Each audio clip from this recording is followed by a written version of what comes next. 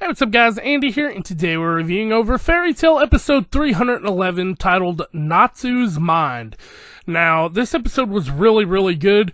We got a lot of little things that kind of happened. This episode was kind of split into two different things. It was at first just Natsu's memory of how he was being created and what happened to his parents and everything, and just him being inside of his own head. We got some really cool drawings of all of them as children, so that was really nice. And then we got Sting versus Larcade. A really cool fight. I cannot wait to see where that goes from here. But this episode as a whole was a win. I loved pretty much everything. One inconsistency, Sting was hungry and then knocked out the people around him so he couldn't eat them, even though I feel like that would make them easier to eat. I don't know. I don't know where they were going with that. But overall, good episode. But with that being said, don't forget to check me out on Instagram at The Last Exorcist. You can hit me up there.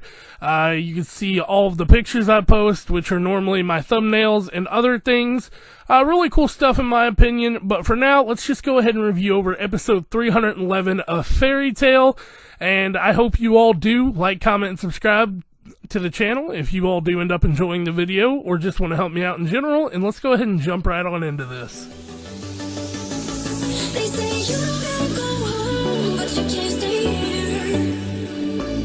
And no, I don't wanna be alone in the world out there. So we start our episode off with an extended recap of all the things Larcade kind of done with Kagura and Yukino, and then we jump straight into our intro here, which same intro, nothing new here, too much, and then we jump right into the action.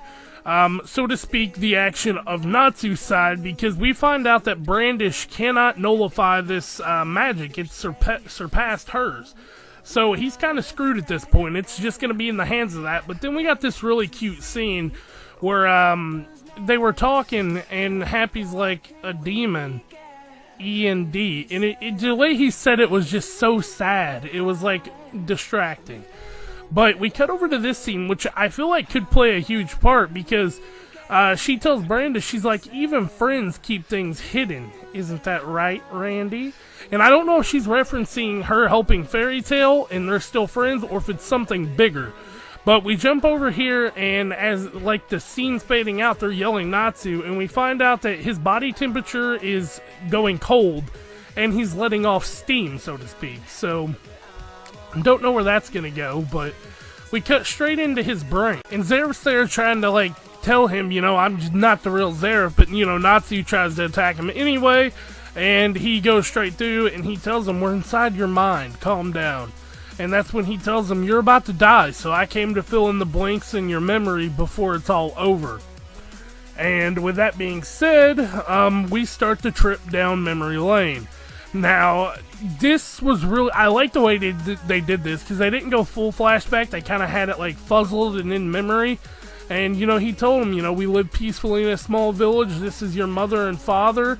And then a dragon attacked and all of you all died except for me, and I relentlessly tried to get you back, and finally I created you. I brought you back to life as E&D, the ultimate demon. He then starts telling him, you know, you knew all the kids growing up, so it's not like it's your first time meeting Gajiel, Wendy, Sting, and Rogue.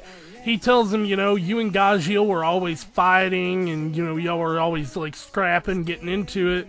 And Wendy would always be there crying as, you know, she had tried to get you all to stop.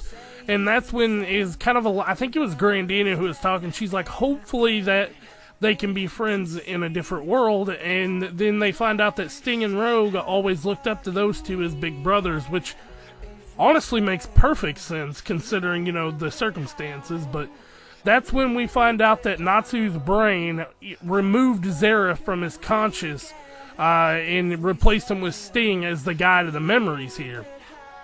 Sting was a good choice though, because we cut back over to Sting jumping in and fighting Larcade, and he tells him here, he's like, you know, buddy, you done fucked up. I don't like you. And that, you know, Larcade goes to attack him here.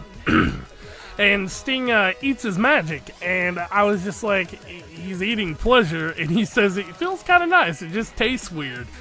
So that was really cool, but then he kind of gets a weird thing about it. He's like, he gets this weird face, and he's like, you smell just like Natsu. It's something about that's pissing me off. Why do you and Natsu smell the exact same? And then he goes to attack him again, and we find out that, well, not confirmed, but the consensus here, what they're getting to, is Natsu is cloned from Larcade, from what the story's telling us. Now, I think I know otherwise, if I remember correctly, but, yeah, Jesus fuck was what I put in my notes here.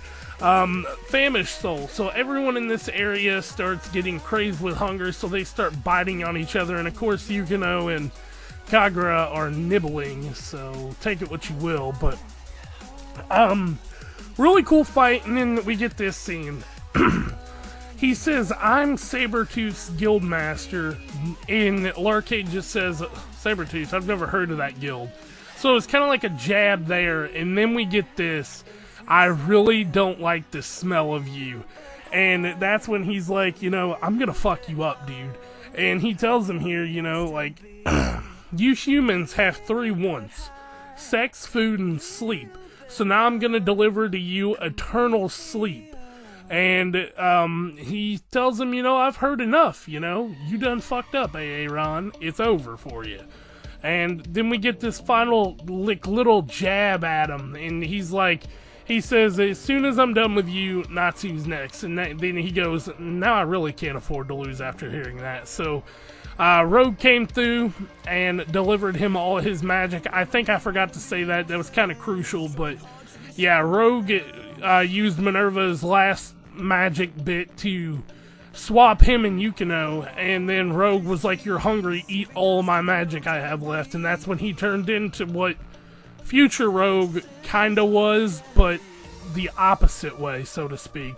So yeah, really cool fight there, and then we jump over to Natsu one last time before the episode ends. So it was rather quick and short, but we do find out that Natsu's body temperature is still dropping, and they say pretty much he's about to die if it doesn't stop.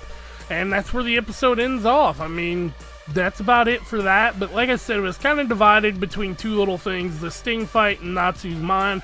I'm sure we'll elaborate on both of those next week, and I am honestly hyped. Sting has now both his power and Rogue's, so that's really cool. But yeah, really happy about the way this episode turned out. I couldn't ask for too much more, but that's about it from me, guys. I'm gonna head to bed. Boruto review is gonna be a little bit late tomorrow, so stick with me, turn the notifications on if you need to, and I guess that's it for me, so I'll catch y'all next time. Peace out. Feeling like it's out gear, driving towards the sun.